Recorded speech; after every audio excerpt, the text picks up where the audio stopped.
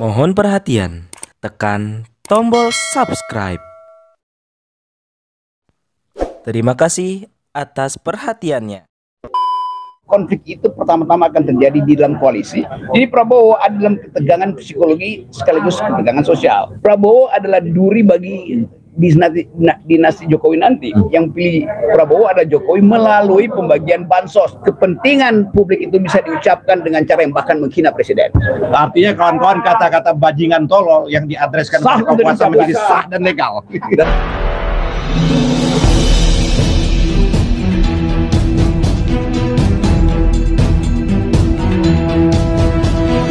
Saya Yani Muhammad, driver online Depok.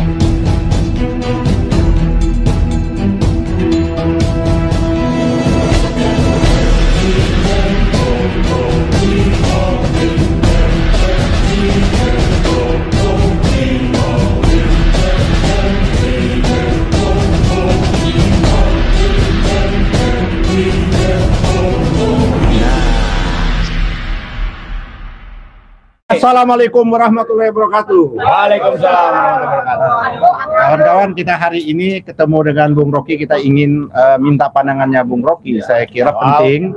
Ini kan persoalan urusan elektoral kan sudah selesai. Yes. Dan Prabowo sudah dinyatakan dan sudah ditandatangani oleh KPU dinyatakan pemenang.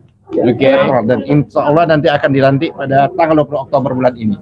Kira-kira dengan pokok persoalan yang banyak sebagaimana kita diskusikan tadi, apa yang harus dilakukan oleh Pak Prabowo ini? Yang pertama yang mesti kita uji kimia psikologi antara Prabowo dan Gibran.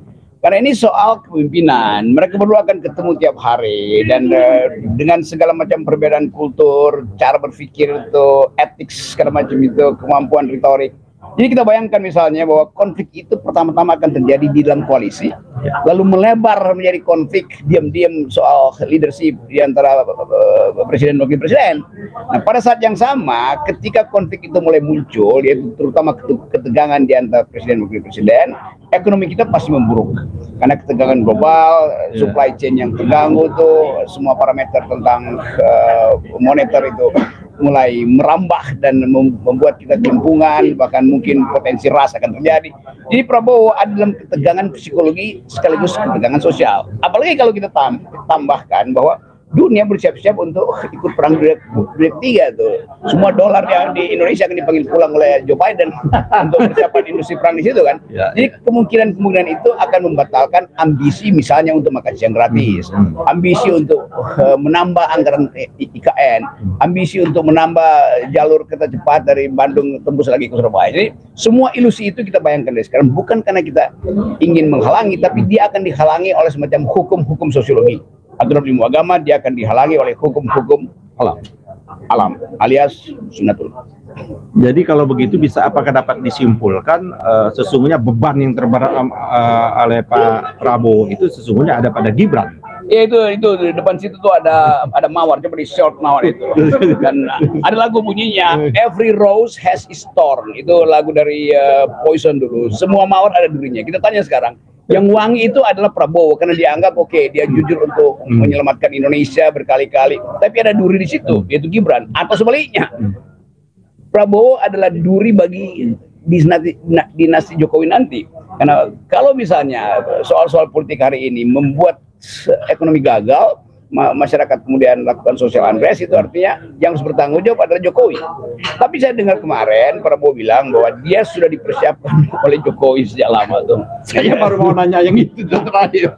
Ini semacam pengakuan yang menunjukkan bahwa sebetulnya ada deal antara Jokowi dan Prabowo. Jadi kalau kita tanya siapa yang pilih Jokowi, rakyat bukan. Yang pilih Prabowo ada Jokowi melalui pembagian bansos, kira-kira begitu dalam pikirannya kan, atau dengan dibujuk makan siang gratis. Itu ide yang betul-betul menghina akal sehat kita tuh, karena tidak mungkin orang itu dieluk-elukkan hanya dengan memberi dia makan siang kan.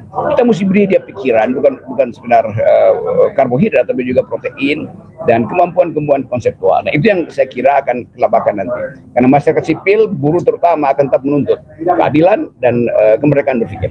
Tapi bagaimana Bung Rocky menilai apa yang dikemukakan oleh kaum sivitas akademika melihat hasil berharap banyak kemarin dengan Mahkamah Konstitusi, tapi faktanya kan berbanding terbalik dari apa harapan. Bahkan mereka menyatakan yang menyelesaikan ini ada peradilan rakyat seperti itu.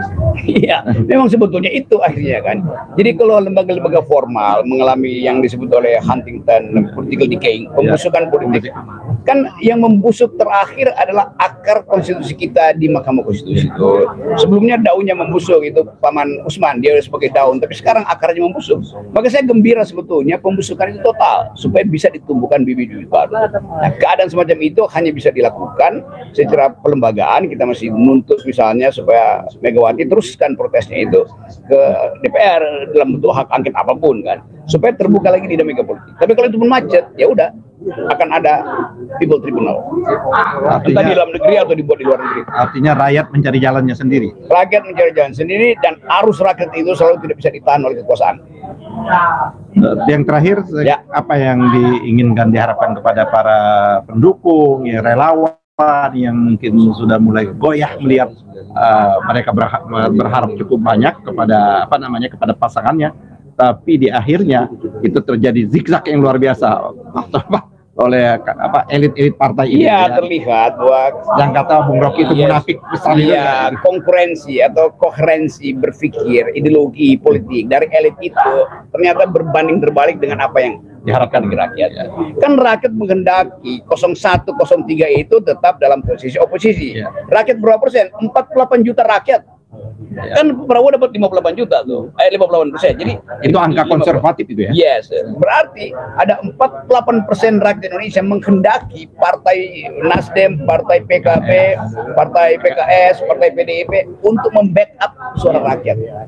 Sekarang 3-4 orang elit mengatakan kami mau bergabung. Bagaimana logikanya tuh? Kalau seluruh rakyat menghendaki tapi elit mau bergabung. Jadi memang kelihatan bahwa kita masih dangkal dan berpikir. Untung sekali Pengadilan Jakarta Selatan kemarin untuk memutuskan bahwa kepentingan publik itu bisa diucapkan dengan cara yang bahkan menghina presiden. Dan itu kesempatan kita untuk meneruskan. Dan saya berterima kasih pada lawyer-lawyer yang membela saya, termasuk Egy Sujana yang secara vokal mengatakan bahwa tidak ada di dunia ini pikiran itu dikendalikan oleh kekuasaan tuh. Dan dalil Egy Sujana memperkuat putusan hakim yang membebaskan saya dari tuntutan orang gila yang namanya David. Artinya kawan-kawan, kata-kata bajingan tolol yang diadreskan oleh kekuasaan menjadi sah dan legal Dan tidak jadi masalah hukum. Terima kasih. Sampai ketemu lagi. Selamat sore. Assalamualaikum warahmatullahi wabarakatuh. Mantap deh.